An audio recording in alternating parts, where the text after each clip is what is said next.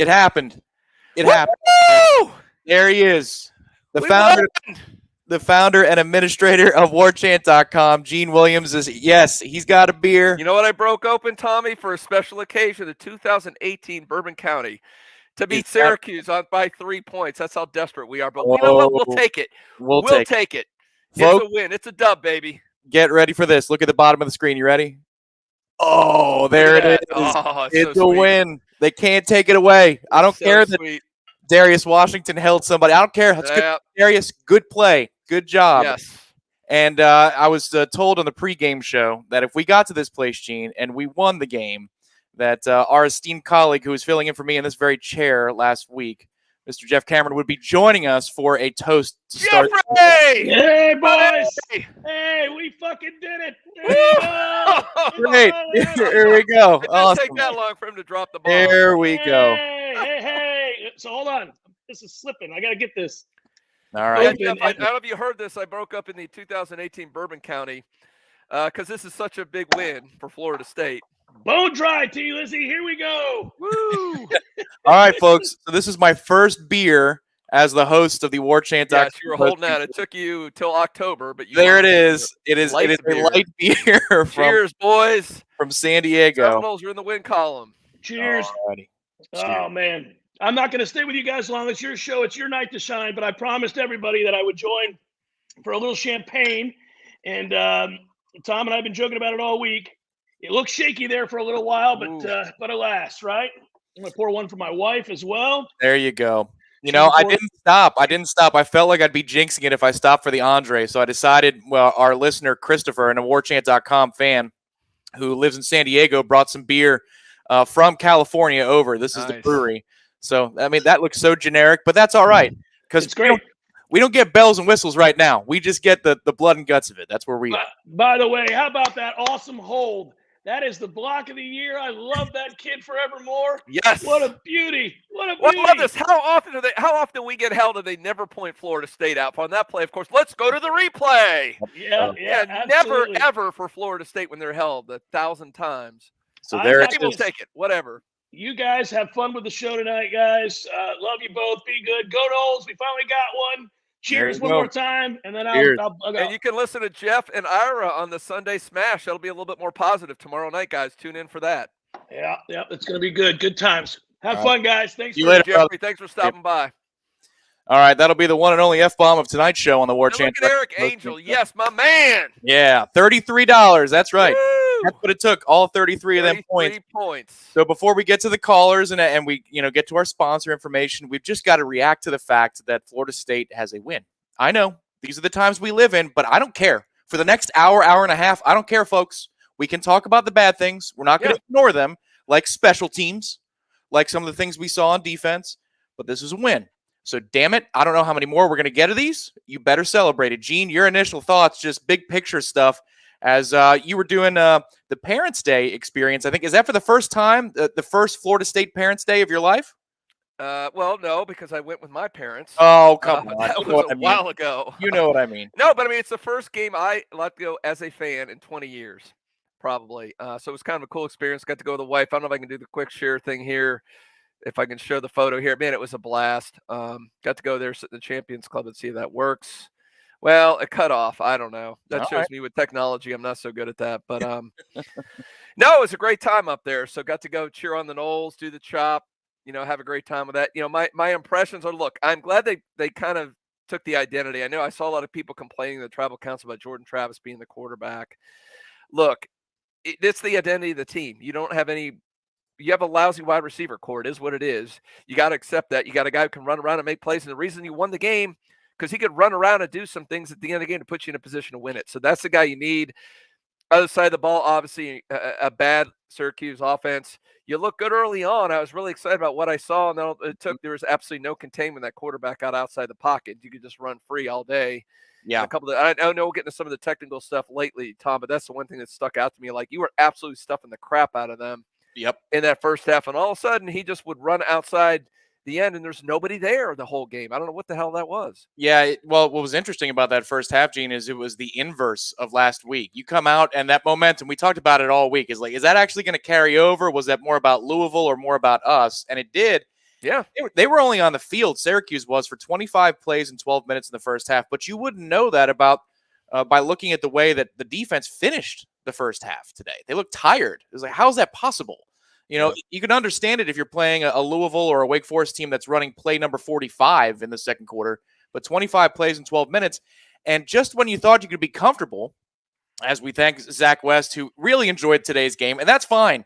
If you go Wes, here's to you, Wes. Cheers, buddy. Have another. If you need to get after it tonight, tonight's the night to do it. Yep. I mean, just get it while you can. That's the theme of today. Get it while you can, and today is one of those days. But I'll tell you, Gene, the number one thing that I thought in terms of the negatives, special teams tried to lose this ball game in so many ways. I mean, you're talking that about field position in the third quarter. You've got a muffed punt. You've got returns by Syracuse. They run full speed on their returns. I don't know if you realize that about their kick return team. They go at 100 miles an hour. We go at 22 miles an hour, 22 miles an hour. And we're at the 15, we're at the 17 or the 20. They're at the 35 or the 40. And then we have the muff punt, which really, I mean, that was the moment where I thought. Because you stopped them. That's a good point. Because to me, that was the game right there. You were up 10-0. The defense bowed up, got a 3-and-out. You're looking great. All the momentum was on you. You're in a position to put that game away. Yep. And you muff a punt. Now, you ended up stopping on that drive, but you lost field position. Then they scored on the next series, and that was it. That's what kept them in the game and made this come down to a field goal. Yeah, but it came down to a field goal, and we won the game. We lined up for a kick to win a football game, and it went through. It went through. Always have to celebrate that as a Nole. I mean, it doesn't happen very often. Yeah. Yeah. Take away it's pokey, not pookie, but it was a little. He did the hooky pookie a little bit there in that punt return. Yeah, well, that's the thing. In the second half, they were on the field for a long time. Like I said that about the first half, where I'm wondering how the hell are they tired. In the second half, even the touchdown drive that's keyed by the Lawrence Toafili catch on 3rd and 4. And then you have Trayshawn Ward take it inside the 5-yard line, and Corbin finishes it off. That drive went so fast that I was thinking to myself, oh, man, you didn't even give the defense a breather. Between that and the muff punt, these guys are going to be gassed. But we had the ball last. They made a lot of stops when it counted, too. You had a goal line stand in this game. You had the stop inside of 2 minutes, which I don't know how many people thought in that moment that the defense was going to come up with a giant stop there, get the ball back for us to have an opportunity to win in regulation. I mean, everybody who's seen this team this season had to think it late in the fourth quarter when Florida State had to punt to them and they got the ball back in a tie game. They're going to drive down the field and win the game. I mean, we just knew that was going to happen. So hats off to the defense. And I know the score is ugly in terms of how many points you gave up in this game, which is probably a below average offense. And we'll talk about some of that later. That's disappointing. But I will say the one stat I love, Tom, when I'm looking at this, Syracuse was 2 of 12 on 3rd down. Mm-hmm. This is a team that has been situationally awful this season. Yep. But it came to those 3rd downs. They made a lot of stops in the game. It's still amazing when you look at some of this, like, how did they score 30 points? But, you know, when you had that late interception, you had the muff. That set a couple, and you had a couple of those you just lost contain on a couple plays where they just got some easy scores, which is ridiculous. You were clearly the better team in this game. And here's a stat I'll throw out, Tom. I don't know if you're aware of this, because I thought about this, and Florida State had 2 turnovers in this game. I go, when's the last time Florida State actually had a turnover in their favor? Mm-hmm. The last 3 games, Tom, the turnover margin is 9-0 for the opponent. Oh, my God. That's ridiculous. I mean, some of that is on the defense. Some of that's on the offense. But come on, man. Yeah. You can't keep giving that other team those advantages every game. Yeah, that goes back to the last one we had. Wake Forest, it was an awful one, but yeah. Yep.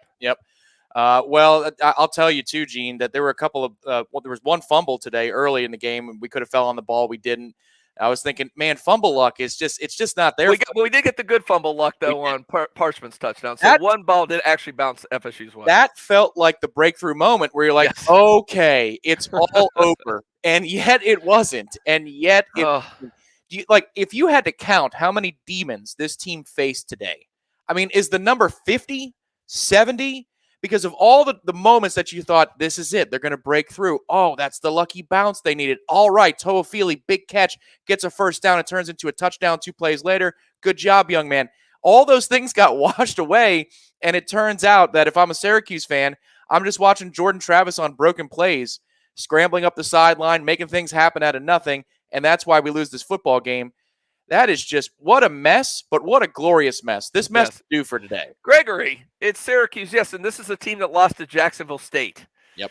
This is a better team than Jacksonville State. They got the win, and like Tom pointed out, they had a chance to lose this game. They bowed up at the end, and they won a game on a kick. That doesn't happen very often in Florida State. Wait a minute. Oh, got to find it. Look at that. Look at our boy. Yeah, those are the rubles. 100 rubles. What does that convert to? About 12 cents? Yeah, it's something. It converts to something. And Ingvar, we appreciate you. Ingvar, no. That's unbelievable. Thank you, Dirt. Cheer to you. Yeah, cheers, man. From Russia with love.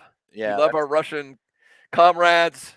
Yeah. Well, I appreciate this thought, Scott, but honestly, they don't have a lot to work with. They've just got to figure out stuff as they go. And I thought, honestly, in this game, the way it started out, I liked the game plan in the first half because what they're doing is they're setting up over and over again perimeter looks, short passes, things that they know that they can complete, and they have enough time to complete them, and then the payoff is going to be the run up the middle later. The game got helter-skelter as it went on in the second half, but I saw what they were doing. I saw what they were trying to do in the first half, and I understood the approach. But, man, you had a chance to be happy and mad at every phase of this game today. You had a chance to be happy and mad at many players in this game today. But in the end, we're more happy than we're not because it is a victory. And I'm going to take this opportunity right now, Gene, because it's in a winning setting. Yes, bring let's up talk about sponsors. Team Paper, thank you so much, guys, for sticking with us, obviously, this whole season for the post-game show. Their first sponsored event, Gene, was the Jacksonville State game. So we love them for their loyalty. What is Team Paper, you ask? It's a website created in the era of NILs to connect you to more of your favorite athletes. At teampaper.com, you'll find videos made by your favorite players for you, the fans. You'll learn personal backstories, hear motivational tips, maybe even a video in the winning locker room tonight. How about that? Woo! Teampaper.com right now. Every dollar that you give to teampaper.com, 80% of it goes right in the pockets of our players here in Tallahassee. Use code WARCHANT at checkout to save $10 on the Tallahassee bundle. And as of kickoff tonight, about 20 players have posted on this particular website, teampaper.com. It's a great way to stay connected, support your team directly. That's teampaper.com. We're very great thing to do, man. You want to support your players. I mean, that's the thing. People always want to do that. Well, you can't do. This is a way legally through the NIL. You can go ahead and support the team, help them celebrate this win. Look, it wasn't pretty. They didn't cover, but heck, they got the dub. I mean, that's all we care about here. So they got it done. Thank goodness Florida State's off the schneid. They're still somewhat a laughing stock, but at least they're not the worst team in the ACC now officially. They have won a game. They are not a winless laughing. So that's important. Again, you take style points. No, not today. By the way, you for defensive coordinator. I'd rather have you be the defensive coordinator than you. I still think. Look, 33 points. Syracuse, they're not a bad defense. Right. I mean, if you go at least statistically, you look, they're not bad. Rutgers scored 17 on them. I mean, they're decent defenses. So you put up 33 points. That should win you most games. But you gave up 30 points to me. That's there's some issues here, which is weird because the way, again, somebody made a post and was very well found. It goes, it's a really weird game. It's weird to figure this out, especially defensively, because there were times that defense was just stifling. It looked great. And then some of these gash plays, you're like, where was the containment? I mean, Tom, you're the aficionado there. Tell me what happened in the first couple series. They stuffed the hell out of him. All of a sudden, there was absolutely no containment. The quarterback would roll out. And there's nobody within 50 yards of him. What was going on there? Well, you had some linebackers over pursue. You had some guys lose contain. On the one long touchdown run, I didn't see a whole lot of effort out of a couple of players. I think one of them was the guy that Keir Thomas got mad at. But, I mean, you have an open field moment with Jermaine Johnson and the tackle's not made. And then DJ Lundy runs right by Schrader, almost like he's expecting him to be as fast as Malik Cunningham, which he is not. And also, I thought DJ got held in that instance, but it's a tough call because he over pursued. And the next thing you know, it's just trade holds. It worked out exactly. That is a trade that is fair at this point. But it's I mean, I think it was a lot of things, Gene. But the funny part about it to me is they found trouble out of nowhere because of the way they started. You expected things to stay consistent, but Syracuse opened things up. Syracuse opened things up with the quarterback running game. It wasn't Sean Tucker. Sean Tucker got his yards later in the afternoon. He didn't get them right away. So it was the quarterback runs, and we lost contain a whole hell of a lot. Quayshawn Fuller in one instance in the second half, they called a bootleg run on the play that we didn't have a starter out there. I don't know if that's just luck or if they saw that 30 was out there and they wanted to give it a go.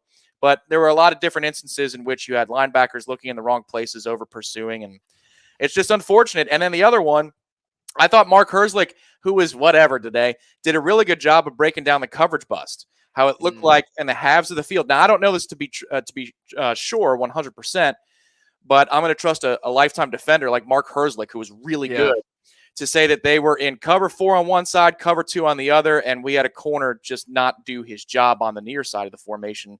The explanation there I thought was sound. If you were in the stadium, go check out the replay, and you'll find why we blew another coverage today. But the reason for a lot of the problems at the end of the first half, Gene, where it came out of nowhere, was just simply eyes were in the wrong place. Yeah, that's unfortunate. Seminole GM, I mean, he makes a good point here. Here's the thing that is maddening about this game, and I think this was the story of why the game was close. You brought up earlier, Tom, special teams. Yep. And this coaching staff was brought in here. This was their forte. This was that they were consistently top 2 or 3 every year in special teams rankings. And it was absolutely horrific today. The only reason Syracuse was even in the game was because of poor special teams play by Florida State. I guess you mean Douglas did not do well on that. Like you said, for a guy who's incredibly fast and shifty, it looked like he was tippy-toeing on those things. That's got to be coached, right, Gene? I mean, like, if you're going to do it that many times, that consistently, and he's not pulled off the field, that tells me that coach to wait for something, which is just fair catch it. The 25-yard line is actually a pretty valuable place to start from.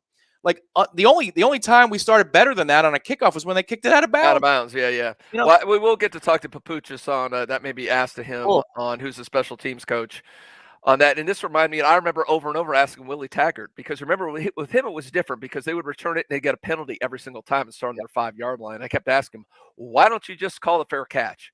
Yep. You could do it. Oh, we want the big play. Well, in the entire 2 years of Willie Taggart, they never had that big play, but they sure had about a couple dozen penalties on kick returns, and it's not working here either. I don't know. Especially to me, again, when you're the better team, you can see on the field, you're basically, people can argue the point, but I think you were better on both sides of the ball than Syracuse in this game. What was going to lose you the game was special teams and turnovers. You turned the ball over twice and you lost special teams. It let them stay in the game, and you almost lost it because of those two aspects. In that instance, on those, just take the fair catch. If it's a short line drive or something, sure, return it. But if it's deep, just go ahead and take the fair catch. And, hey, it's the Godfather, Ed Lemix, DeLuna Coffee.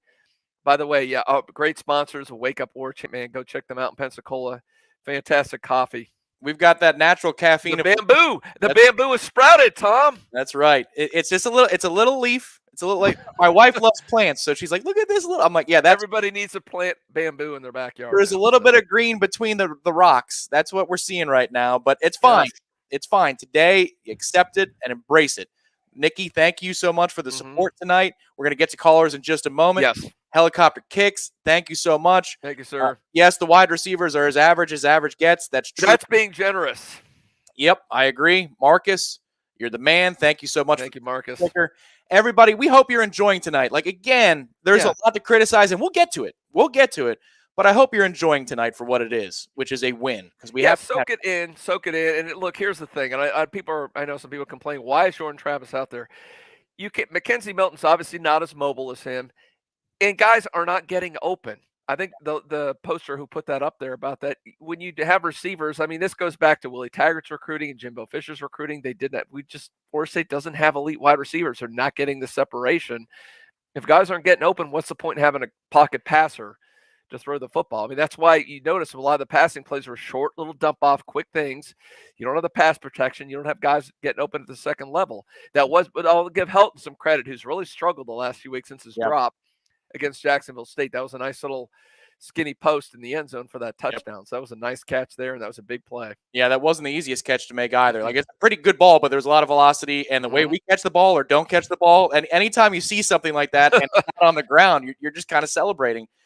First up, you know who's first up. I mean, if you paid attention for any time, who could this be? Live. He's here in the bell right now. It took a second, but in Virginia Beach, there he is. It's Gator Kirk. What's up, Gator Kirk? It's a winning night. Go ahead. Let's go! Woo! Let's go, buddy! Helmet stickers. We're going to see some helmets. Coming back. They're coming back. Yes, sir. Hey, at least we won't be 0 first, though. Nope. So here's my question, though. Who do you think breaks the rock tonight? Do you think it's Dre Trav, or do you think it's Fitz? And go Noles. Oh, that's a good question. Thank you, Gator Kirkman. And people who are first time on our show, he's got Gator in his name, and he believes Garnet Gold all the way. He's a huge Seminole. I don't know. Let's go to the stat thing. Is there anybody on defense, Tom? I could tell you who stood out to me in this game. Okay, you tell me. Jamie Robinson, I led thought him in tackles. Pierre Thomas played a heck of a game. Also, Thomas. He was willing to call out teammates when they weren't efforting the way they should. I mean, I'd love to reward somebody who does things the right way as I'll pull up the defensive stat. It's hard to give it to a defensive player when you give 30 points to Syracuse. That's correct. That's correct. Just saying. I would not mind Fitzgerald. I mean, how often does Florida State have a game-winning kick? I mean, about once a decade it happens, but it happens 100 times. It seems the other way around. So, I like giving it to Fitzgerald. Yeah, I agree. Yeah, and you mentioned, because you said defense, I brought that name up, but you're right. I mean, I think also you could give it to Jordan because he invented a way to win. Yeah, he did. He played, look, but if not for that fourth quarter interception, right? I might be on that, but man, you can't make that throw in that situation when you're up in a game. That's also on Cam. That's also, I mean, that's a simple block in that stack. He doesn't get a hand. It looks like the effort last week, Gene, on the trick play. The fourth down trick play where it's an Ole from George Wilson, and he's just looking at the sidelines instead of Cam, and actually the TV camera caught it with I know you're at the game, Gene, but the TV camera caught it, and Jordan says, "Come on, Cam." Okay. In slow motion. But I was listening to Deckerhoff and Floyd on that one. I did not get to see that one in person. Yeah. So, okay. You got to experience that Gaines Street and Parkway traffic on a game day. Well, the Capitol was shut down for some reason. You tried to get there. I don't know what was going on there. Really? That was completely. You could not get to Monroe. Maybe it's because they knew we won. I don't know. But I don't know. People are going to be celebrating. They're going to be burning couches. Here's Appalachia Parkway. An interesting name. We go to Louisiana, and the name of the caller is Sack. All right, Sack, bring it. What you got? How y'all doing, man? Hey, Sack. Hey, man. I'm just calling to mainly congratulate the win. I have been a subscriber to Warchant for, 3 to 4 years now, and thank you. Man, the thing is I know people dog drop Jordan Travis, but he come through in the clutch here. I don't know if McKenzie Milton takes the plays that he does, but the simple fact of you got a simple plays to McDonald. He come in through the clutch, and then also the mobility of Jordan Travis and him actually, believe it or not, staying healthy throughout the entire game made a huge difference on the game. I want to appreciate y'all for everything that y'all do, and I enjoy listening to the show every week, win or lose. But bottom line is I appreciate everything, and yep. I hope y'all continue with the good content, and just know that y'all have my full support, and the coaching staff does as well. I know Adam Fuller held everything between below 35 points. So our goals are really high there, aren't they? Well, we certainly appreciate the support. Thank you so much, Zach. And we appreciate your subscription to warchant.com. And those people, they allow us to do what we do and provide this great coverage. So please, if you haven't, go check us out. Whether you want to subscribe is great, or you just want to subscribe to YouTube, Tom. And how would they do that if they just want to be a YouTube subscriber? Let me tell you, right underneath this video on YouTube, there are a couple of buttons that you can hit, and it can change everything about your life. You hit the like button, it's a thumbs up. You just hit that right there. That allows more Noles who are looking for post-game content after a win to find us. We appreciate you if you do that. We call it a like spike on the Jeff Cameron Show. Let's spike the likes. Like spike. I like it. Next to it, there's a subscribe button. You hit that subscribe button. Every time we go live, you'll hear about us. If you hit the bell right next to the subscribe button. So 1, 2, and 3. Every time you do that, more Noles who are looking for content, they find us. So please do so. And do so after a win. This is free. This is free. We're not asking for money. You want to pay us some money for the inside stuff on Warchant? Absolutely, you can do that. But man, this is free. And we've got so much original content. You got Wake Up Warchant Live. You got the Seminole Smash with Ira and Corey. And you have, I think there's a show every single day. What is that? It's the Jeff Cameron Show, where Tom Lang is also there every single day. You get that on home games, happy hour with Corey and Jeff. I mean, and pregame shows on home games. And of course, this little thing we got going on right now, the post-game call of the show. So, there'll be more. Man, go ahead and sign up to it. Helps us out, man. You guys get free FSU content all the time. Good stuff. We appreciate everybody who has done so and everybody who's going to say, yeah, and you know what? I'll do that tonight. I'll give these guys a shot. Please do. Joshua, we thank you for Thank you, Joshua. Cheers, buddy. Yeah, that was nice to see the starting five out there. Obviously, finally, if you go by the way the season started, you flipped your tackles from left to right. But Robert Scott is not 100%. He's playing through serious pain. You can tell because he's not that bad at the position and a lot of blow-bys. Better than the other guy who replaced him. That's correct. They're getting pressure with 3 dudes, and that was the hard part. But Maurice Smith finally comes into this game. Bavion started at center, but then Maurice Smith comes into the game. And I got to tell you, Gene, I'm going to say it now because the game's over, but the snaps weren't awful. No. That's I think I saw one low snap. Yep. That was about it. Yeah, it was on a run play up the middle, and it got blown up. But that's okay. Other than that, nothing too crazy. So, yeah, I think that made a difference, Joshua. And, again, we appreciate your support. Next up on the Warchant.com postgame show is Gene in Ocala. Hey, Gene, you're talking to Gene and Tom. Hey, what's going on? We're talking to you. Gene. What's going on? Hey, just want to enjoy this win. Go Noles. Thank you, Warchant, for hanging on in here. Thank y'all for having old rallying point 1-4. I want to know why can't we just run the ball or design some schemes to just run the ball and be perfect, just perfect that. It just seems every time we start to run the ball for, 6 or 7 yards, somebody had to prove, well, I can still pass the ball. Come on, coach. Every week we go through this. Every week your offensive line gets into a groove running the ball. Yes. Yeah. Thank you for taking the phone call. Absolutely, I really do appreciate it. Yeah, you bet, man. Thank you, Gene. And I think Gene's right. I mean, the strength of the team's running the football. I mean, there's absolutely no doubt about that. But I will say in this game, okay, you had 37 rushing attempts in this game. 22, if I'm right, pass attempts. I'm sorry, 32. So they pretty balanced on there. But I will say a lot of those pass attempts were effectively runs. They were short little dump offs. Mm-hmm. They were runs. What they're trying to do is spread the defense out a little bit, go side to side, and you gash them in the middle with Corbin and Ward a little bit in there too. So, I get your point. That's their identity to run the football, but I thought they actually did a better job of that than they have in the past running the football. But maybe, I don't know, Tom, a little bit more maybe run heavy, or do you think those little short dump off pass effectively is a way to extend the running game? Well, yeah, I think it's RPO, so it's up to the quarterback in a lot of those situations to make the decision, and that's where it comes down to partially the scheme, but then partially it's up to Jordan Travis or McKenzie Milton to make the call in that situation. If you look at this game and the way they play the 3-3-5, sometimes Syracuse would vacate one of those second-level defenders out there, and you're looking at like a 5-man box where I was hoping we'd run the ball a little bit more at it. I know that Ira made a comment about it. If you see the number next to Trayshawn Ward's name in the rushing category there, look at the attempts. 2. Ooh. That's a tough one to swallow. I think that. Yeah, that's a good point. So Gene makes a good point there. I mean, Corbin getting 14. I'd like to see Corbin about 14, about Trayshawn about 8 or 9. And I'd be okay with that. But you're right. That is a little low for our boy Trayshawn, especially when he has 65 rushing yards on 2 attempts. That's a little. Yep. Ugh, that reminds me of you see the Eagles last week who had waited to the second quarter to finally run Sanders and. Yep. Yeah. So he has like a 50-yard run. Like, okay, let's not have our lead running back touch the ball the entire quarter and a half. Yeah, the Monday night game. Yeah. Yeah, absolutely. Well, and that's the thing. Jordan bails you out of a lot of bad plays too in this game, in this particular game. I don't know that's always going to work. Remember, Syracuse is Syracuse, but they're a good defensive team, Tom. I think they are to a degree. I think they're solid. They're not great, but they're solid. For our level, absolutely. But the good thing, that's what we're speaking about. Yeah, exactly.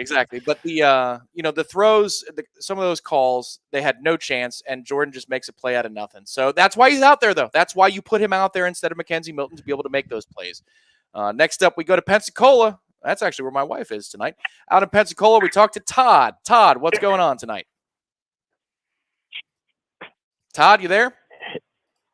Yes, sir. Yeah, go ahead, man. Are you partying up in the Seville Quarter? Oh, my goodness. No, I wish I was. However, I am I am so grateful that I am talking to Tom Lang and the .com at this point in time because the guy on the left. Thank you. Hey, Todd. Go Noles, baby. You good, Todd? Yeah. Yes. Thank you. So I want to say, first and foremost, this off season was, let's just say, I needed you guys, and you were there for me. I subscribed a couple of years ago, new to the YouTube channel. So I want to say, Gene, thank you so much for putting this information out. Born and raised in Tallahassee, but my point in it relocated to Pensacola. But my point is this, or question, I guess. Did the defense do as good as it needed to do to make us feel comfortable about the coordinator? All right. Gene? Thank you, Todd, so much, man. Yeah, I'm glad you're having a great time in Pensacola. I can't wait to get back out there. Love myself some Seville Quarters, McGuire's. It's a beautiful town. No, I would say no, because this is not a good offensive team. You gave up 30 points to a bad offensive team. To me, that's a problem, which is a shame, because you look at the third down stats, you look at some of those stops. I mean, at times they look dominating, but at the end of the day, they put up 30 points on you. There's no way this Syracuse team should be able to put 30 points up. There are some issues on defense. Tom mentioned eye discipline, guys not maybe going all out when they should. Whatever the case is, there's some things happening that just are unacceptable. Second year, midway into the second year, being a coordinator. So to me, he's still very much on the hot seat. I don't want to do that. I really like Mike. I like Adam Fuller. He's a great guy. He seems to know his stuff. We talk to him every week. He's, you watch him, he seems to do a good job out there coaching, but man, some of the stuff you see during the games, it's very frustrating. So I would say it's still TBA at that point with the defensive coordinator. Yeah, I agree. It's up in the air. And the way this game started, I thought, oh man, he's going to have to say, nobody's going to be talking about that at all at the end of this game. What do you think this would be, like a 20-7 game? That was going to end up being the final. I was like, the first quarter, I'm like, oh, this is going to be, they're going to win. It's going to be a low scoring game, be 20-7. Everybody will be happy. I wasn't convinced of this, Gene, but when we scored our first touchdown to go up 9-0, missed the extra point, but we go up 9-0, I feel like, man, we've got like an 80 to 90% chance to win this game. We might be done. This may be enough points. Right. And then the next thing you know, just when you feel safe, the defense naps for about a half quarter. It's tough because they made a lot of plays, but then they inexplicably had a lot of blunders. I mean, unbelievable. Todd's got some fans. Oh, yeah, I think so. Todd's got some empty, too. I think Todd's got some empty. Todd, call back, buddy. We want to hear you next week. Please call back in. Here we go. And absolutely, thank you for the support, man. I can't wait to get on your level a little bit later. But this is all we're working on. The Goose Island, Bourbon County is some pretty high ABV. I'm going to be right there with you, Todd, in about an hour. Yeah, there you go. Well, and also, Gene, you're in the Champions Club, right? So, that's a good way. I was behaving myself. I was just going the ultra route. I couldn't go too bad. There you go. And I was doing the Corey thing. There you go. Take a look at the bottom there. There's chaos going on this evening. Oh, look at that. Stanford. Man, that one shot the Pac-12 had to be in the playoffs. That is crazy. Unbelievable. How about Georgia today? Holy schmolies. Man. Is Saban quaking a little bit there? Is he a little worried about Kirby? He better be. Yeah, that defense was unbelievable. Woo! Quite the statement, Gene. Within the first 5 minutes of football, you knew there was no chance. No, like sometimes you look at the first 15 plays and you're like, well, they scripted those. We'll see what happens next. Nah, man. That is legit. I haven't seen a defense like that in college for a while. That is something. That's impressive. We go back up to New York. We're talking to Josh. Josh has been a caller on this show many a time. Welcome in, Josh. You are talking to Gene and me on the post-game show after a win. What's going on?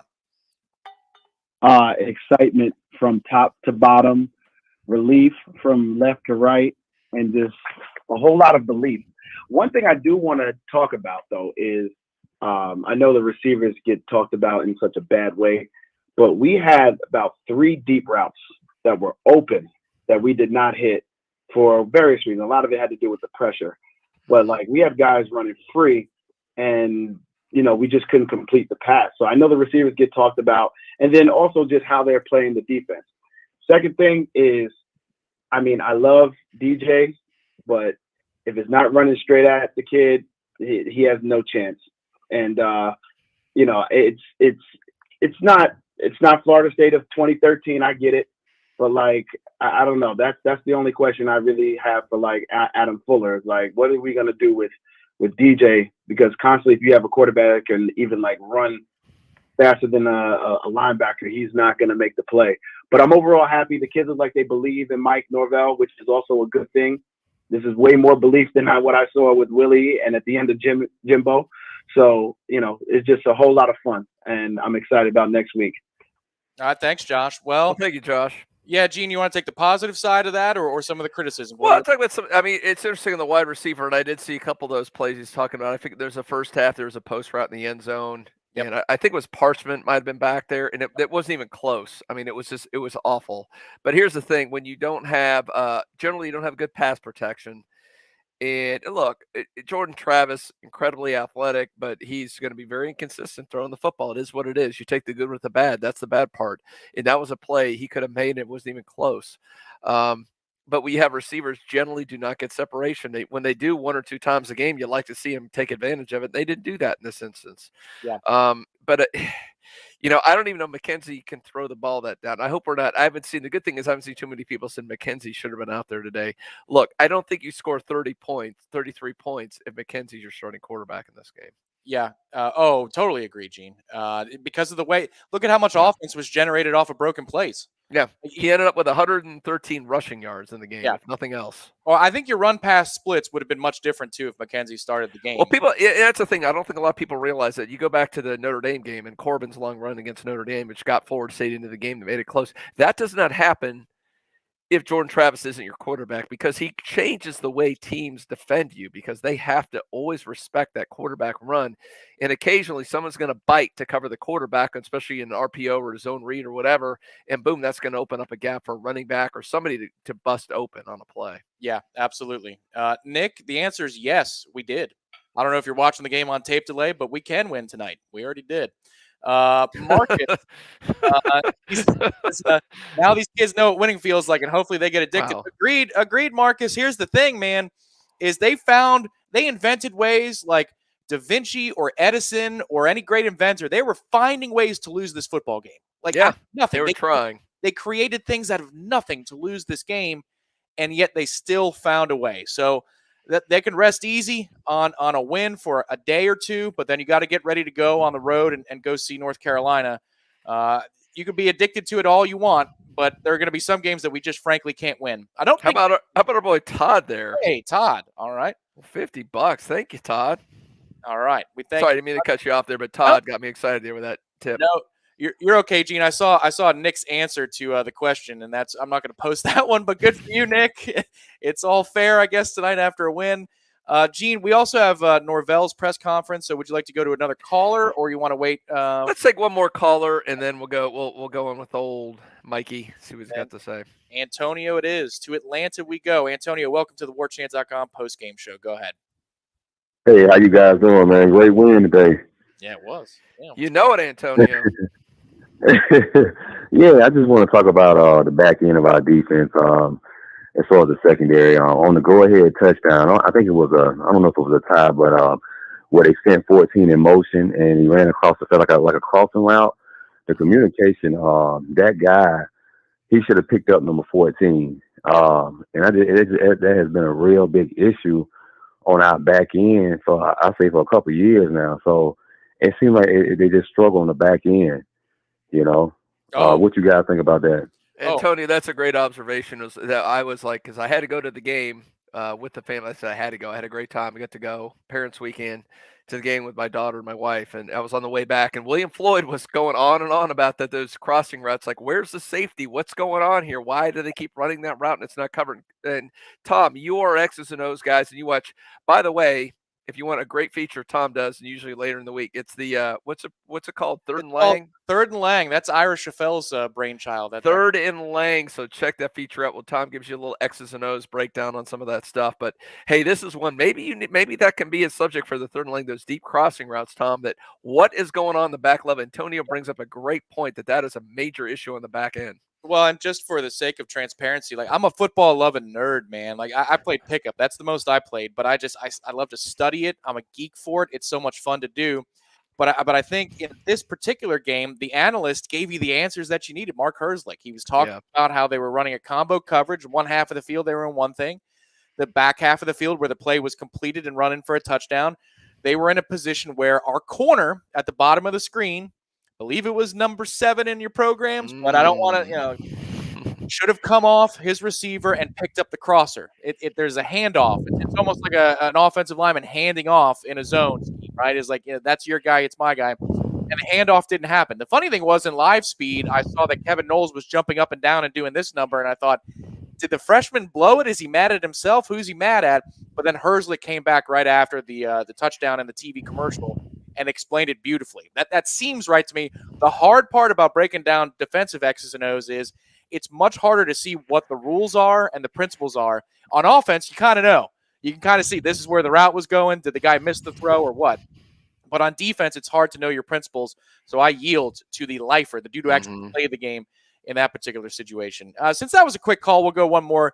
We'll keep it in the Southeast. Jared in Anderson, South Carolina. Jared, welcome to the Warchant.com postgame show. Yo, what's going on, Gene? Hey, Jared. What's up? What's up? I just want to say, great win. I'm excited. I know it was just Syracuse, not just Syracuse. They're a good team too, but it's just good to have a win, first win of the season. You know, getting a little frustrated with a few things in the game too. I just want to know why we were throwing. I know that the screens that we were running, they're kind of an extension of our running game, but you know, the one time that we actually did, you know, fake the screen and throw the post, we actually scored. Yep. So I just want to know why.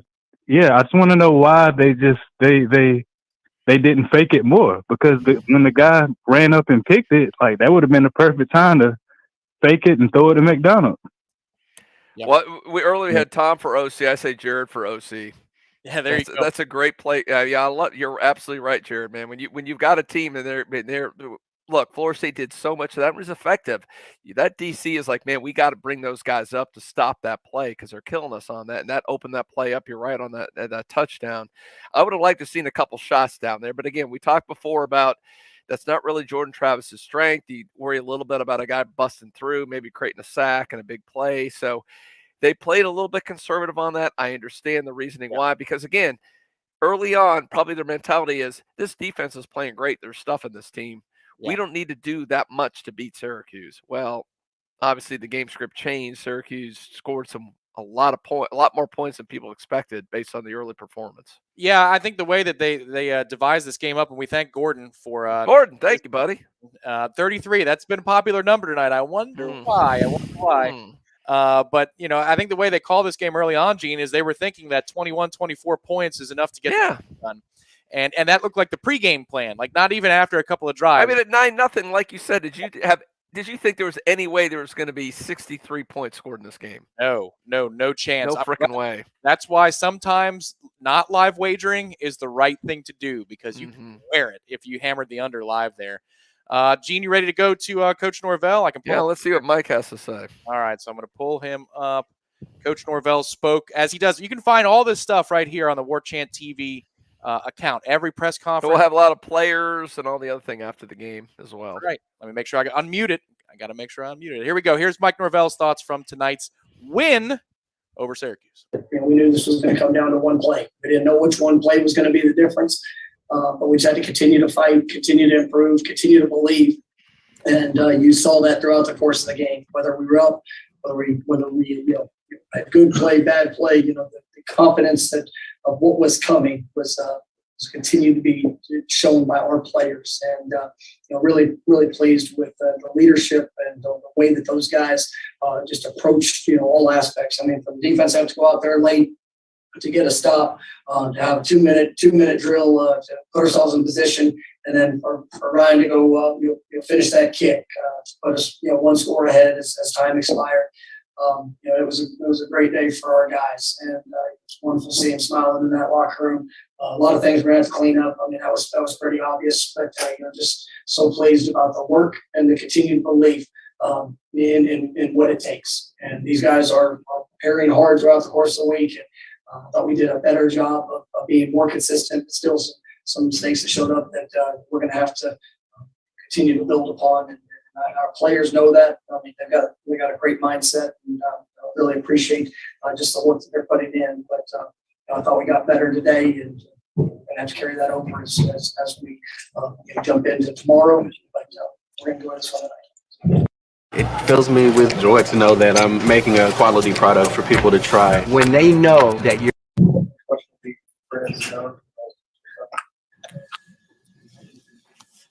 Hi, Mike. A lot of the talk during the last couple of weeks has been about confidence, about maybe sometimes guys pressing a little bit. I guess to come through with the win, what do you think that could do for just building confidence, belief moving forward? They finished, and we've seen response. We've seen hard play and effort there. Even when adversity showed up, but we hadn't finished yet. And that was the thing that I was really, really pleased with, is that it took all phases to have to win it there at the end. And we got to see those guys continue to believe, continue to push. I think it's going to be a great boost for us.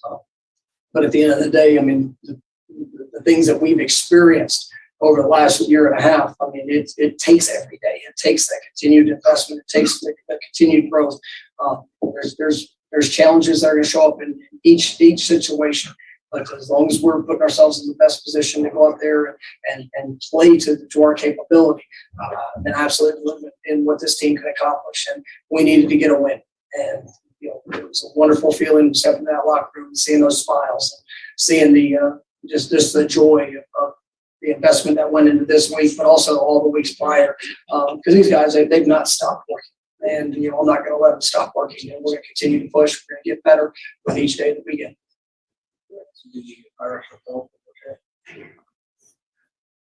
Last week, Jordan wasn't available, and it seemed like maybe earlier this week there was questions about whether he'd be available. For him to not only start and play this game, but finish it and have those two big runs late, how good do you think this is for him? I mean, it's huge for him, and it's been a tough start to the season for Jordan, and just a lot of factors that go into it. And he's such a great young man. He was. Wednesday was a big day, and to see him, not necessarily feeling great, but to go out there and the way that he practiced. I know we talked about it after practice that day. To see him go out there and push, and to really put himself in a position to play, and did really well. Thursday we made a decision that we were going with Jordan, and it was his game to go play and his game to go win, and he did that. And like you said, start to finish. There was a couple times he got hit. There was some Syracuse's defense. I mean, they've done a nice job throughout this season of really creating havoc. And there were some times that we saw that, but Jordan just continued to play that last drive. I mean, some of those runs, it was incredible. And it was fun to be able to celebrate with him there after that game and see his teammates just embrace that. It was really special. Mike, you said a second ago that you guys just really needed to get a win. What were the emotions for you personally watching the kick go through the uprights? I'm happy for our players. I know the work that goes into it. I know how much this program means to them, and it's a challenge. You start off a season, before some of the ways that we've lost games. It's just. Our kids feel that, and to see that them be able to finish this game the way that it was finished was huge, and I'm just so proud. I'm proud for them. That's all I can ever hope for, is that those guys, that as they continue to work, as they continue to grow, as they continue to develop, that they put themselves in the position to be able to finish like they did. And like I said, there's a lot of things that you can point to that we have to correct, and that we're going to correct. But it was a big day for our team, just because we needed that feeling, and we needed to have that success in a critical moment, a critical time where we finished. So, Mike, did he say anything to Ryan before he went out to make that kick? Did you have to say anything to him, or what did you say to him after the kick? I didn't say anything before when they called the timeout. I just went up to him and trust what you do, and that's all I said. And he goes, "I got this." I believed him, so it was good that he did that, and it was really good. We put our guys in those situations throughout camp. I mean, we majority of the practices that we have, we finish up with a game-winning kick, and Ryan was ready for the moment. Really proud of him and the entire group for the protection he got, snap, hold, kick. I mean, it was a great job by them. Just happy for him to have that moment. Go back to Brendan. Maybe not a perfect game on defense, Mike, but situationally, you guys step up on third down and fourth downs. I guess what was there a defining difference or something that was consistently different, maybe previous week against Louisville in that area? Yeah, I mean, I think that we played on third down, like we finished the game a week ago on third down. Guys were very locked into the situational awareness as one of our keys for today. Every play matters, but we've got to understand the situations that we're in. Make sure we have great communication. I thought, Coach Fuller had a really good plan for how we were going to attack in those situations. Changing up some looks. You look at that, their offense. I mean, that running back is extremely talented. The quarterback, we knew he was a big kid that could run and, force some missed tackles, and we got to do a better job of tackling on some of the explosive runs. But you got to give credit that that's a team that's done a nice job running the football. But the things that we can definitely get corrected that will put us in a better position. But I thought our guys did a nice job in that situational ball. Very exciting announcement today. I don't care about that very exciting announcement today. So after those mid rolls, kudos to the person in the interview room who has the LG text sounder from 2000. Oh my gosh! Ba-boom, ba-boom, ba-boom, dude! Yeah, freaking put your phone on airplane mode. You got to be better in situations there, whoever that is. Yes, shame on you. So there it is, Gene. We shouldn't say that. It might be a Warchant staffer, but I doubt it. We're trained better than that, right, Tom? I think so. I think we don't do that nonsense. That's why we have staff meetings for those things. We have situational Tuesday. We got third down Wednesday. We go through all that stuff. So that was the first successful, I should say, post-victory press conference of the season. All right. I'm going to try again. There we go. There I am at the game. I got it to work. Look at me. There you go. Figured my stuff out. Having a great time with the wife and daughter here at the game, and that was so much fun. So it was really cool. Nice job, Gene. It's free pub for the Champions Club. I wonder if they'll get Warchant season tickets at some point. They should. You think they should on that, right? I love those seats too, Gene, because on the monitor behind there on the old Jimbotron, you could see the normal play-by-play, but you get to see who's winning in the trenches. When you're sitting in the end zone. I like that view. It is a pretty cool good way to watch the game in the end zone view. Yeah, it lets you know about our deficiencies in that particular area over the last few years. But there's going to be a day we're sitting at the Champions Club. You're going to see our hog mollies whooping some butt. And we are joined now from the aforementioned Doak Campbell Stadium. High above Bobby Bowden Field is our 5-star associate. He is Mr. Ira Schoffel. Ira, welcome into the postgame show. Any initial thoughts after covering a winning football game? What? Where's the champagne? I thought we were going to have champagne in the postgame. Ira, as soon as we launched, Jeff joined in and popped the champagne. Oh, okay. I missed it. Oh, yeah, he did do that. Yeah, we are. I broke open the 2018 Goose Island Bourbon County. So, I mean, that's just for a special occasion. Nice. Look, there's a lot of things for us to talk about over the next 7 days. A lot of problems, a lot of deficiencies, a lot of just Florida State football type of plays in 2021. But they got the win. It was cool for them to get to celebrate. It was cool for just for them to have something good happen. And but after the game, the defensive guys particularly, Jordan Travis was really happy, really excited about the win.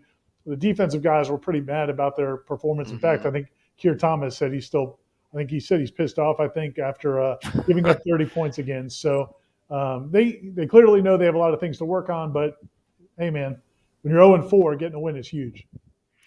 And Ira, we got to catch a little bit of Mike Norvell after the game. What was the reasoning behind? Again, they've gone back and forth with Jordan and McKenzie. What was his explanation there, and I guess it worked out. I mean, they scored 33 points against at least a decent defense, so it's something to be said there for the offense.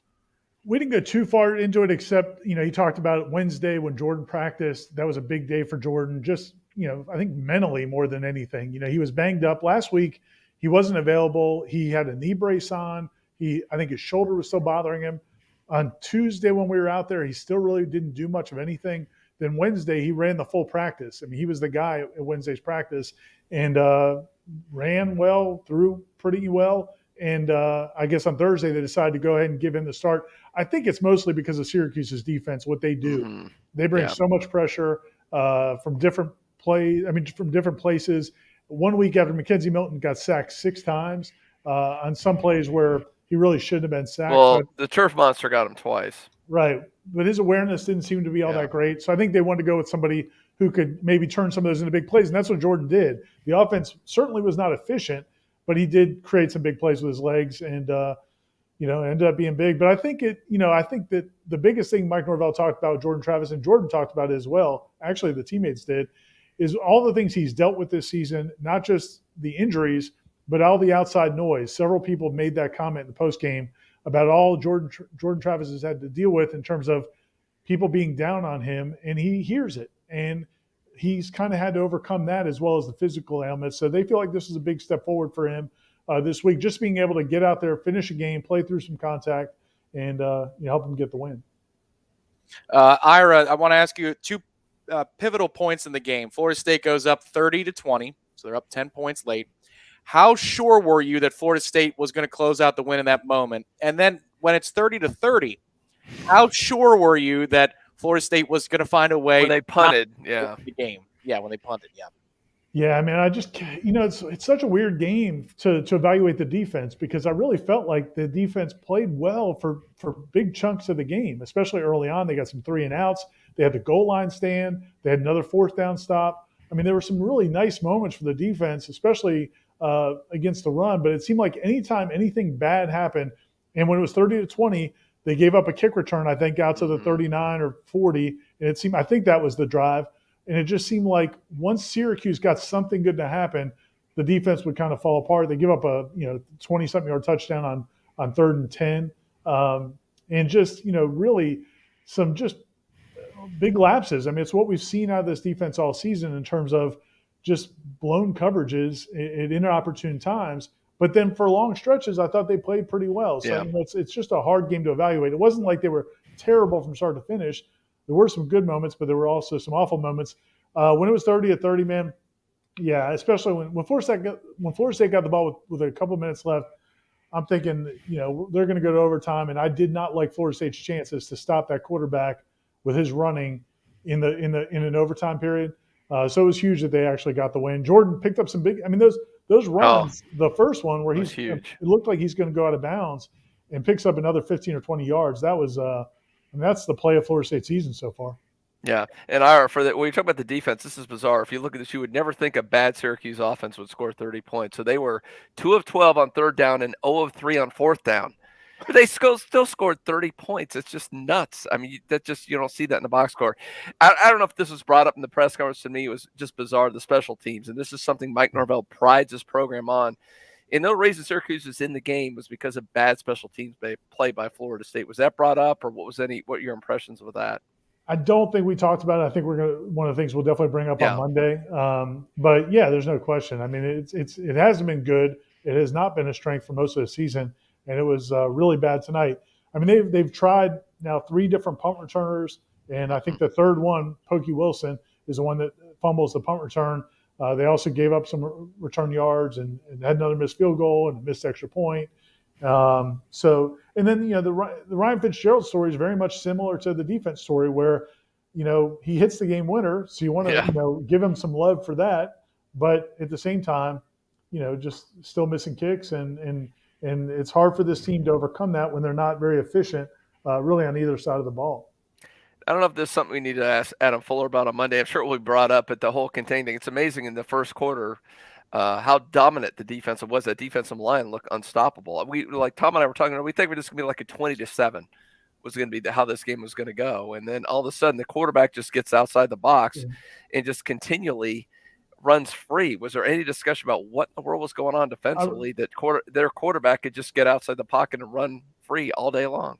I really think on a couple of them, I don't think they respected that he had some wheels. I'm not saying the whole team, but there was one play particularly I remember where, DJ Lundy has got that side of the field and he's basically mirroring him. And if he would just get wide, because then force him back to the middle, but instead he let the quarterback get the edge. Quayshawn Fuller, at least once, rushing upfield, gets too far inside, and then he gets wide of him. And if you're playing man coverage, you're effed because all those DBs are running away from the play. So I think it was again, man, like, and then those two plays, like the quarterback keepers that and I don't think they were even designed. I'm not even sure. Some of them may have been, and then those drag routes. I mean, that was the whole game. Florida State did well defensively in a lot of other areas, but man, they just did not pick up those receivers or tight ends or coming across on drag routes, and they also clearly didn't account for Schrader in the running game.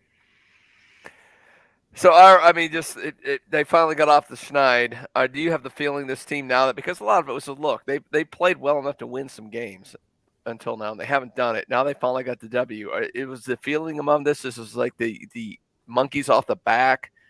Finally, this team can move forward. They got North Carolina coming, who's very beatable. Obviously, they beat them last year. Did you get the feeling that finally that's off the schneid that they can kind of make some progress here? Look, I mean, I think you got to give them credit for the improvement we've seen in some areas, even during the losses. No, do they play clean football? No. Do they play smart football? Most of the time, not really. But you've seen some progress in certain areas, especially defensively. I thought the run defense, again, for the most part, the traditional running plays, they did pretty well. Tucker got a couple runs late in the game, but and I think you've seen. I thought there were a couple of plays where we saw some DBs make some plays. Offensively, it was good for Jordan Travis to start and finish a game. The offensive line, you pretty much had Maurice Smith came in midway through the first half and stayed and played through the rest of the game. So you had that group get a little bit of continuity. So I think there are some things that have been trending in the right direction, but it was just good for them to get a win. Like you said, I mean, they've had, not only are they not a good football team, but they've had some bad luck. And, for them to get the touchdown on Parchment, picking up the loose ball, and running it in for a touchdown, was a huge break, but they haven't gotten those breaks. So, I mean, early in this game, they forced a fumble. It looked like it was going to be a fumble. Schrader got hit when he threw it. They ruled it an incomplete pass. But even without that, Syracuse recovered it. It would have been their 7th fumble they've forced and only recovered 2. This defense just, even when they force fumbles, they don't recover them. They've had terrible fumble luck. So for them to get a couple big breaks, I think was good for them, just to give them some positive feeling about themselves. And I think it's going to help. But I think the most important thing I was impressed by was, again, talking to Keir Thomas and Jermaine Johnson particularly. They were as mad about the way the defense played today as other people were probably about the close win or close loss against Notre Dame. So I think I think they've got the right mindset. They're not celebrating like they beat Clemson or a good Clemson team. They know they have a lot of work to do. Not the 2021 version. I threw out this stat at the beginning, Ira. I was like going, Florida State had a couple turnovers that kept Syracuse in the game. The last 3 games, the turnover ratio is 9-0 against Florida State. The last 3 games, it's unbelievable. Some of it's luck, and some of it's like, man, you got to create some turnovers on one side, not doing the other. Tom, you got anything else for Ira? I know he's got some actually positive hacking to do tonight. Yeah, I figured I'd let him get back to doing all the keys. Those are happy punches. Those aren't angry. There's a subtle difference. I don't know if you can see it, but there's a difference. The one thing, I don't know if you caught this part of Norvell's press conference, but he did say that the interception was not Jordan's fault. He was very quick to clarify that was on Cam. Yeah. Yep. So, which I think everybody could figure it out, but he was quick to point that out. I mean, I really think, we'll see where things go with Jordan Travis, but they are very happy that he was able to fight through the injuries, play this game, play a full game. He got hit a few times tonight.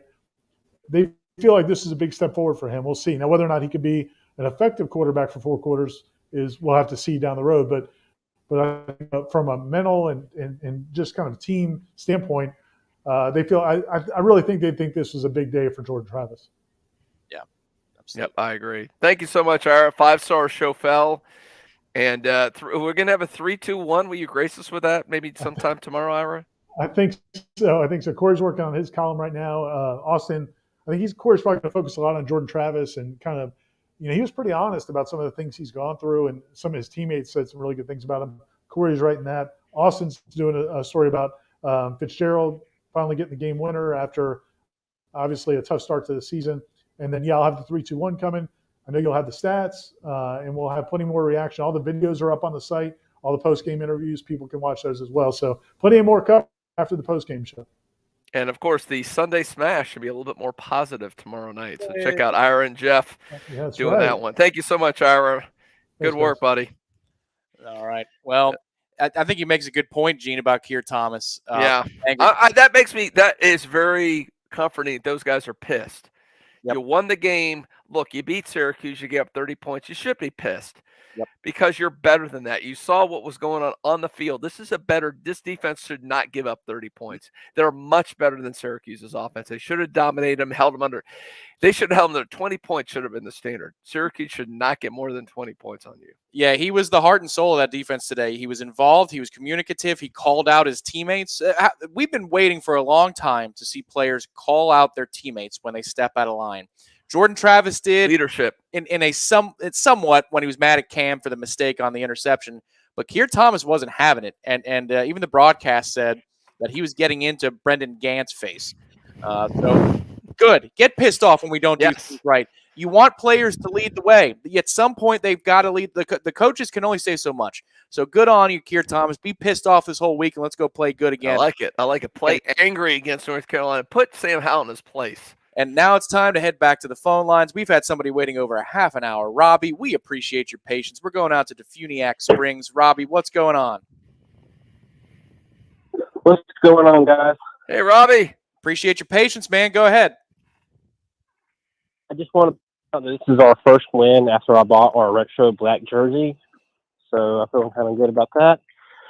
But after with Travis Hunter being in Georgia and then blowing out Arkansas, how do you think this has a mindset on him for us just barely beating Syracuse? Well, it's better. Hey, Robbie, it's a lot better than a loss. I'll tell you that. And, I think Michael Langston, who our recruiting analyst, will have a show. Now, he was getting over an illness, non-COVID, but he's getting over an illness. I think he's basically back to 100% health. He'll have a show later this week. He can talk about that a little bit more detail. But, man, Travis Hunter has been everything we've heard. He's 100% committed. This hasn't slowed him down. He's all in. I think I'm not too worried about it. Florida State main thing is want to win.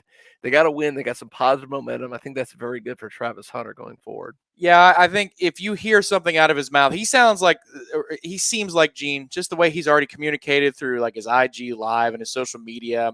And it feels weird to be watching kids' social media stuff, but this is a really important player, so I do. And obviously, we're thankful, too, he didn't suffer a major injury last night. Yeah. I don't know if you want to bring people updated on that. He was hurt, and they came back, and his coach said, hey, it's not serious. It's not even season-ending because it looked pretty bad when he got hurt in that game. I disagree. It should be season-ending, and that's it. You're done. Good. Yeah, just get healthy for Florida State. High school is high school. Man, we need you in 2022. Yep. Man, you're the guy. Imagine having him out there running routes. Whether that's Chubba, whether that's Jordan, whoever it is, man, we need him out there. Tom, listen, I never do, man. I never do. But this creepy Tom. What is that? Yeah, for looking at Travis Hunter's social media information. Well, he talks about recruiting during those things. I'm not watching to see if he's playing Madden or something, Tom. If he's got an update regarding Florida State, like it was 2 weeks ago, I think. He went live after the game and said, I'm 100% Nole. Like, so stop asking me that question. I don't care that they lost to Wake again. They're 0-3. Like, I'm still 100% Nole. Those are the things I'm paying attention to. It's all right. I see it's a joke now, but that's okay. And we want Tom team paper, man. That's the thing. Like, maybe they're going to bring Travis Hunter on. That's why you want to support team paper. Oh my goodness. Did I just do a segue there, Tom? I think you did, Dean. I think you did. And let me tell you about the greatness of Team Paper. You want to know what the hell it is? Well, it's a website, first of all, teampaper.com, created in the era of NILs to help you put some money in the pockets of players. And they go broad, man. It's not just superstars. At Team Paper, their mission statement is they understand that the 5-star player, the superstar quarterback at the big-time university is going to get way more than his teammates. Let's do something for the whole team. That's why team paper was created. They know that these players sacrifice the opportunity to make money in like a full-time job, part-time job while they're going to school. So here's a way to get involved and help them. And they're going to be interactive with you with videos. They're going to talk about drills that they love, some of the things that made them who they are, maybe a victory video after a win, like this one over Syracuse. But what they do is every dollar that you contribute to teampaper.com, they've got over 20 players now from Florida State. Every dollar you contribute, 80% of it goes right to the players. So what you want to do right now is go to teampaper.com. Do it in a different tab. Leave us open. Leave the show on. Use the code WARCHANT at checkout and save $10 on the Tallahassee bundle. You don't even have to. If you want to put more money in the pockets of the players, don't use the code, but it's there if you want it. That's teampaper.com. They're supporting the players, helping them with a little bit more stability when their playing career is over. Remember, 98% of football players don't go on to the next level. So here's a way to say thank you to some of the guys who won tonight for you. That's at teampaper.com. Let's see. Let's go to Orlando. Josh is in Orlando, and he's another person who's been waiting for 30 minutes, which is how long it takes to do a replay review. Anytime the oh my gosh, replay review on that one. Josh, welcome to the show. You're on the Warchant.com postgame show. What say you, sir? How you doing, guys? Hey, Josh. Good. Great win tonight. My question. I actually have two questions. My question is pretty much about special teams. I know Ira kind of went over it a little bit, but I just don't see the fire in these guys on special teams. It's really crazy, and I mean, I've been watching FSU since about 2008, and I love how passionate our guys are, and unfortunately, I don't see that in our guys, going down the field when we're on special teams, and especially because Norvell's known for his special teams. Yeah. And it's very upsetting to see these guys not willing to try, to get any sort of pushback against the team. All right. And what's your second question, and then, Josh? My second question is about it's about our offense. Pretty much, I love Jordan Travis's effort, but unfortunately, we're not seeing anything downfield. We got Andrew Parchment, from Kentucky, who is a great prospect, and I have yet to see really anything from him as a player. We have a lot of downfield players that we couldn't connect with tonight, and it's very unfortunate. But I just don't see that going for us. You know what I mean? Yeah, well, I think the place to start there obviously is with special teams, and I can understand why. Like, I don't think it's a lack of trying, but I understand why you think it might be that way, and because you don't see the passion. Like, take a look, for example, at how our defensive front plays and the inspiration that they play with this season. They get downhill, they make plays, and they are thrilled to do so. And then you watch, for example, our kick returns, and you see, I'm going to wait here. I'm going to jog out the end zone. I'm going to come take a look. Oh, I'm tackled at the 17-yard line. Like, it's the antithesis of getting downhill and playing fast. They just don't play fast. And, like, the only thing we hear about our special teams is that our punter can kick with both feet. Who cares? Who cares? If you can't block up Syracuse, if you can't block up Jacksonville State or Wake Forest, fair catch it the rest of the season. It's just crazy.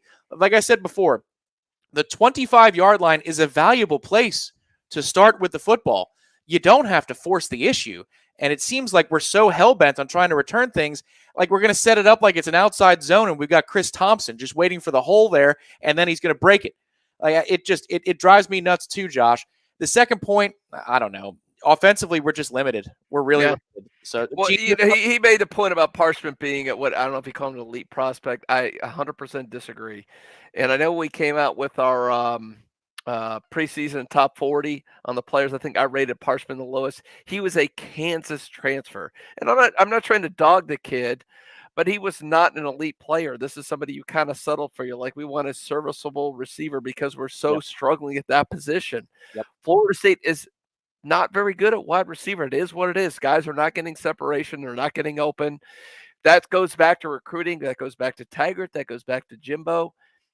they did horrible recruiting in Florida State. Now I do like I think McLean could be good and some of these other young guys, but they're not ready yet for whatever reason. They're just not clicking right now. So Florida State's struggling in that area. But man, your point on special teams is absolutely true because Mike Norvell came in as a special teams guy, and the special teams almost lost you this game. The only reason that game was even close was because of horrific special teams play.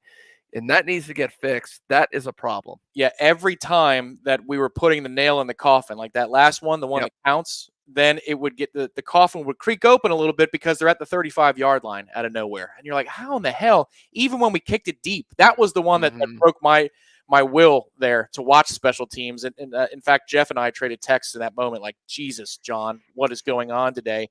But even the one that's kicked deep, you can't stop the guy short of the 25-yard line. It was atrocious. And if we were going to lose the game today, I know a lot of people would have pointed to the defense and the fact that Syracuse scored 30-plus points on us. I would have started personally at special teams, but that's just me. Papuchis, man, step up, buddy. I mean, that's you. And this is Mike Norvell has a long history. I think he knows what he's doing on special teams for whatever reason. Maybe he gets more personally involved, but that's what happened today was unacceptable on special tems. Totally agree. John's had a lot of better days in his life. In his coaching life, maybe every single day has been better than this one. Last call for phone calls tonight on the Warchant.com postgame show. It looks like we're going to have a full room here, and Terry, as always, is doing a great job screening these things. We go out to Angel or Angel in Cincinnati, Ohio. What's going on, sir? Welcome. Hey, Tom and Gene, it's Eric Angel, man. Oh, Eric. What's going on, man? Hey, buddy. Yeah. Oh man, how about that win for us today? Well, that was something, man. Eric, you're the man. Thank you so much for all of your as we say there, you are a pillar, buddy. Thank you so much. And how about Cincinnati? Get that win over Notre Dame up there.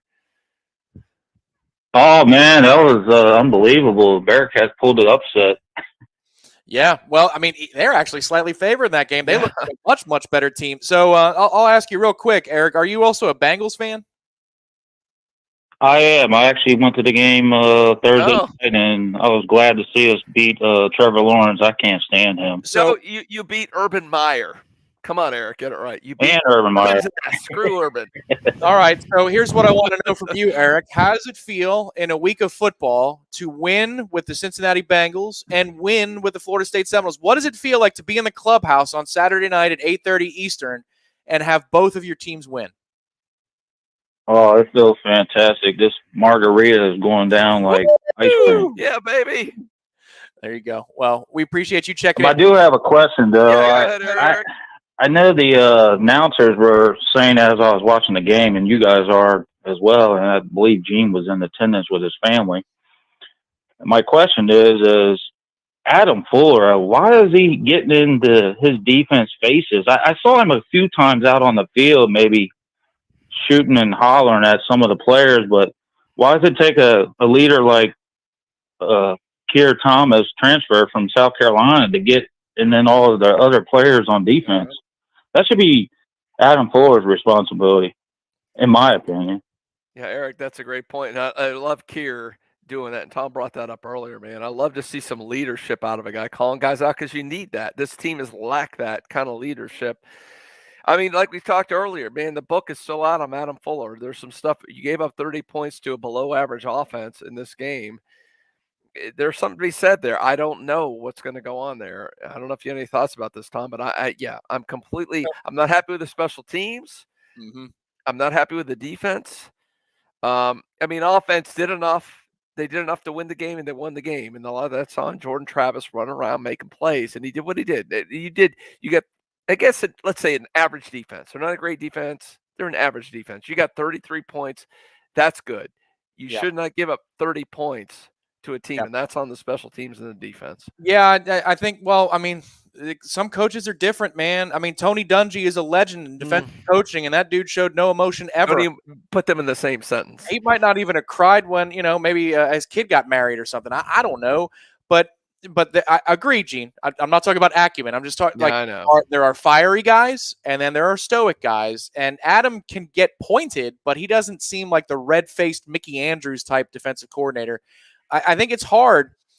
We are having fundamental questions about the aptitude level at this level for Adam Fuller. Those are fair. But at some point, the message you harp on day in and day out has to be absorbed and then regurgitated by the players. At some point, they've got to be pissed off at themselves too. And that's where the growth with Kier. I'm going to focus on that tonight. I agree. We've got larger questions. I think they're put at bay a little bit tonight. Just for tonight, let it go for a moment. It's not that the questions go away. I just, frankly, I'd put them on pause. We might have big concerns next week on the Warchant.com postgame show after North Carolina. Certainly, if you're not on your P's and Q's, that's an offense that can drop 50 on you in a heartbeat. We will go up to the Northeast, and we will talk to Brad in New York. Brad, what's going on? Hey, not much, Tom. Thanks for taking my call. So I had two quick questions. One's football related, one's not. My first question is for Gene. Gene, how did you convince your wife to let you put up that locker room setup in your man cave? Oh man, that's a good question there. So it's a tax write. I said, "Oh, honey, we can write it off." So a good tax write-off. And Tom's been in the man cave. Yep. We got over here. We used to shoot the Warchant report over here. I've got that. We built a studio out over there, all that kind of stuff. So no, it was a tough sell.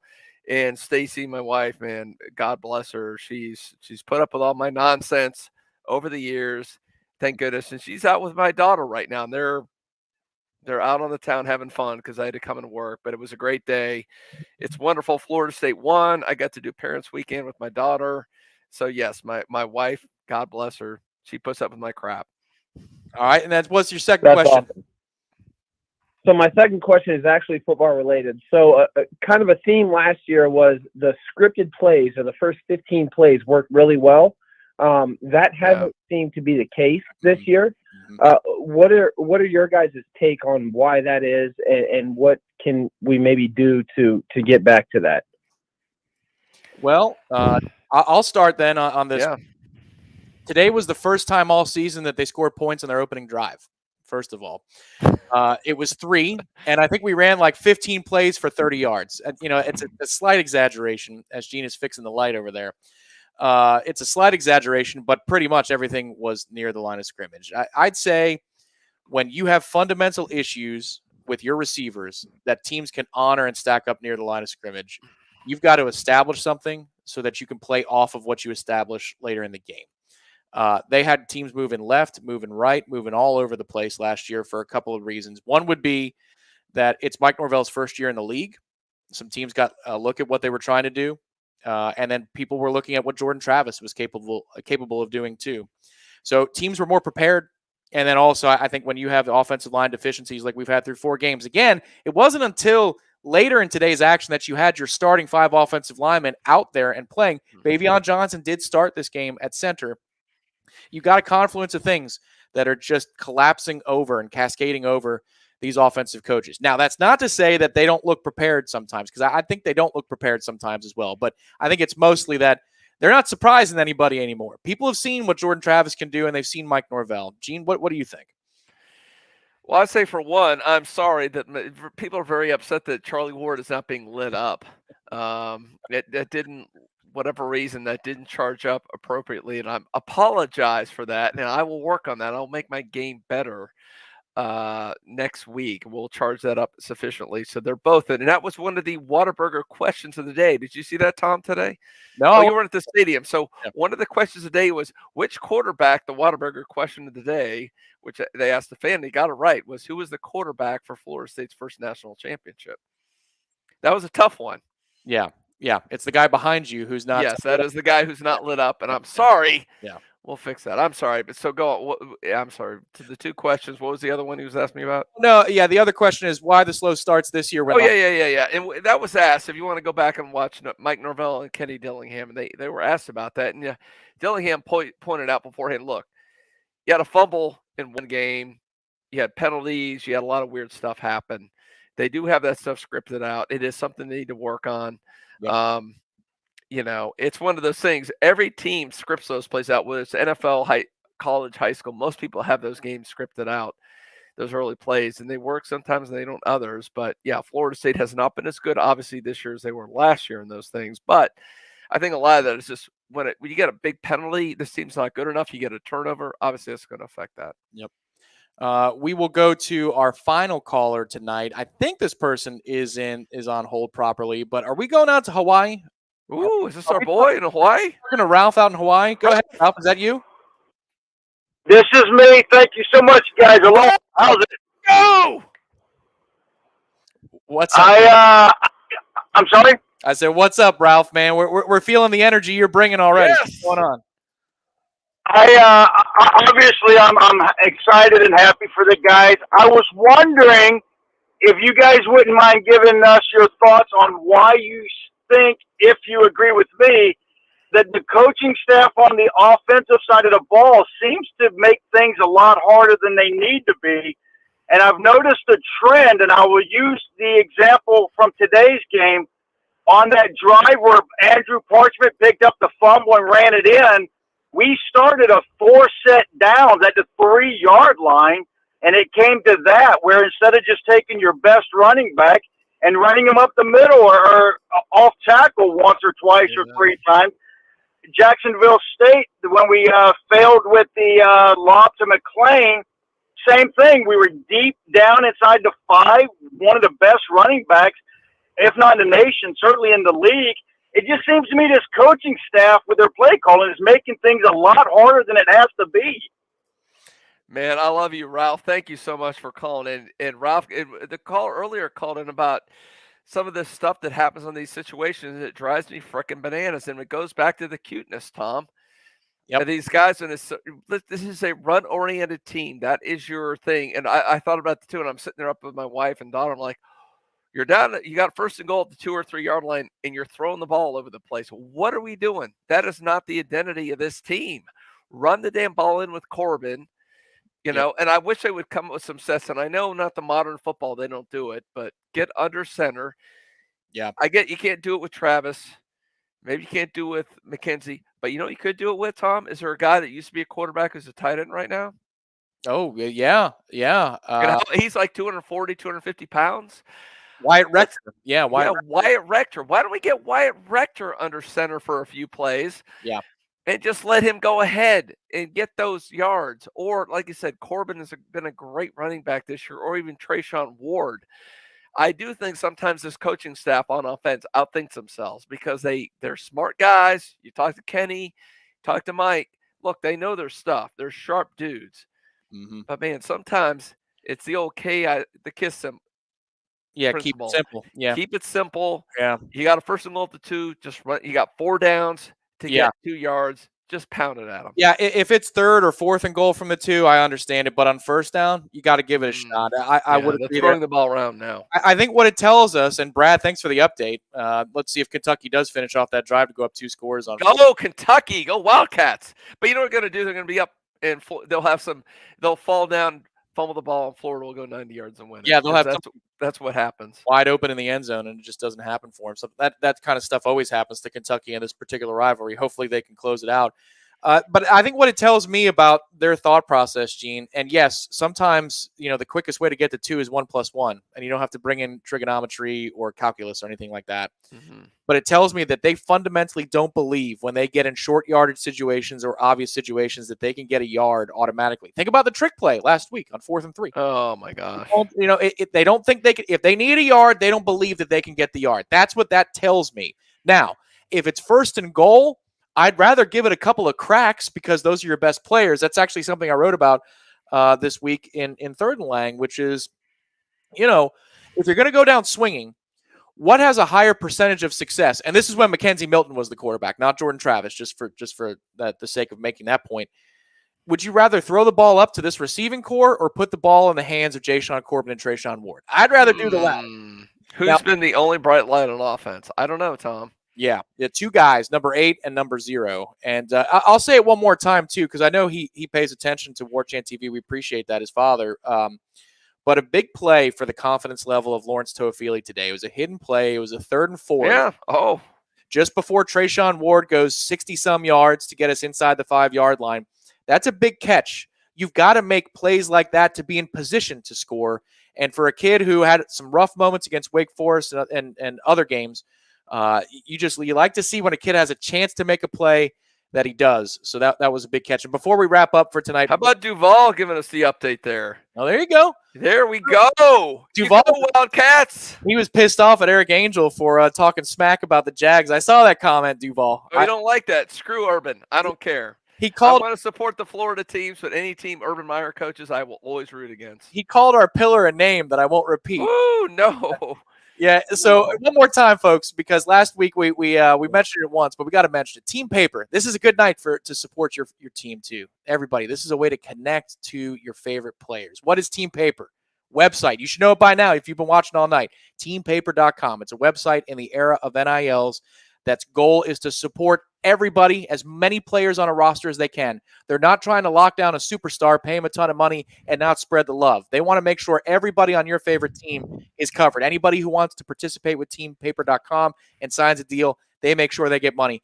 Get the Tallahassee bundle. This is my recommendation, because when you buy the Tallahassee bundle, every dollar you spend, 80% of it goes to the players, and they spread it evenly. Doesn't matter if one player had 150 yards and another guy was out there for 6 snaps. They support everybody equally when you use the Tallahassee bundle. Use code WARCHANT at teampaper.com, and you'll get content delivered to you from your favorite players, personal stories, anecdotes, drills, and more. So once again, we just want to thank Team Paper so much for their support of the WarChant.com post-game show. Hey, Tom, we may have the trifecta, the rare trifecta. You know what I'm talking about here? Yes. Miami lost. Mm-hmm. Florida is losing, apparently, going in the fourth quarter against Kentucky. And our favorite former coach is losing to Mississippi State at halftime. 17-13. Mississippi State is up on Texas A&M. Wow, that is crazy. Jimbo, ooh, it's going to get a little hot in College Station there, isn't it? Yeah, looking at other scores too. Clemson right now has a 10-point advantage over BC. That's in the second quarter, 13-3. Congratulations to Clemson for hitting double digits against Boston College tonight. I know that's a big accomplishment up there. When's the last time Florida State won and all the Florida rivals lost and Jimbo lost? I mean, we got to go back for a while for that. I don't know. Probably a day we. Has that ever happened? I don't. Yeah, prior to Jimbo's time here, so you got a window of 3 years to get that done. I don't know. The day we beat Louisville under Willie, was that the day? I don't know. We'd have. The good thing is, Gene, if you wanted to research that, well, the bad thing is, it would take about 5 minutes to do so, because you've only got about there's not that many FSU wins, 8 wins to choose from in order to find that out. We thank everybody who called tonight. If we didn't get to your call, we'll try and do so next week, and hopefully it's after another win on the WarChant.com postgame show. But before we go, I want to thank everybody who called and apologize to those we didn't get to, and always salute Terry for screening those. Thank you, Terry, behind the scenes doing that. I will fix that Charlie Ward light will be fixed next week, I promise. Sorry, guys. There we go. Gene, any final thoughts before we sign off? No, win's a win. They needed this. Mike Norvell needed this. The staff needed it. The players needed this. And the recruits, oh my gosh, on the way out the door, look at our boy, Jason Parker. What are you doing? $100. Thank you. We don't have the horn or do anything. I'll Come give you on, a rip Tom. there, woo, though. Woo! There you go. Pretty good. Thank you so much, Jason. That's awesome. Yeah. We so much appreciate that. No, but just the fact, man, they needed this so bad. Mm-hmm. And it's a good sign. Look, I know this team has a long, long way to go. We're not gonna, go ahead and talk crap about, oh, this team's on the way back, they're going to be elite. No. Yeah. But look, they needed this. They're building the groundwork. They're a year or two away from being a good team. But it was a good start. This is a good start, Tom. It's what they needed. I agree. And Jason's the guy that when you go to his New Year's Eve party and you leave, he sends you home with a bottle of Cristal. That's what he does. Okay. Jason, we're coming. Yeah. Where's that at? We need to be there. Because this show's about over, and he's like, wait. No. Feeling good about yourself. So thank you for that, Jason. As always, everybody, remember, if you haven't done so already and you enjoyed what we did tonight, hit the like button underneath this video. It's just to the lower right. It's right underneath Gene. Hit the subscribe button to our channel, and then if you do so, hit the bell right next to it. Every time we go live with our great content, you will be alerted. We've got live shows tomorrow night at 7 p.m. It's the Sunday Smash with Jeff Cameron and Ira Schoffel. In the infancy of the show, it's the first time they'll be able to talk about a win. So please, head on back here, 7 o'clock tomorrow night, or watch it on demand later. Monday, I'll be on with Jeff Cameron, 1 o'clock. Again, you'll be alerted every time these things go live if you hit the subscribe button and the bell. We really appreciate your support. And I also want to thank one more time our listener out to the West Coast. That's Christopher, who brought some beer over for the staff. Yes. Thank you for the light beer, sir. Where's my beer? Yeah, well, it's at the it's in the fridge at the station. So come on by on Monday, Gene. All right, I will do that. And you know what? Finishing this off. Thank you so much. And we will take a brewery sponsor. Yep. We're ready for that. Win or lose. You know what, Tom? It's always a good time to drink beer. You're damn right it is. So, I mean, think about all the pub you'd get with all the beer that Gene drinks and I'm drinking. So there we go. We appreciate you guys again tonight. For everybody at the staff, warchant.com, for Terry, our screener, for Gene, the founder and administrator of warchant.com, I am Tom Lang. Thanks for watching the warchant.com post-game show. Happy victorious Saturday night, everybody. We'll talk to you next time.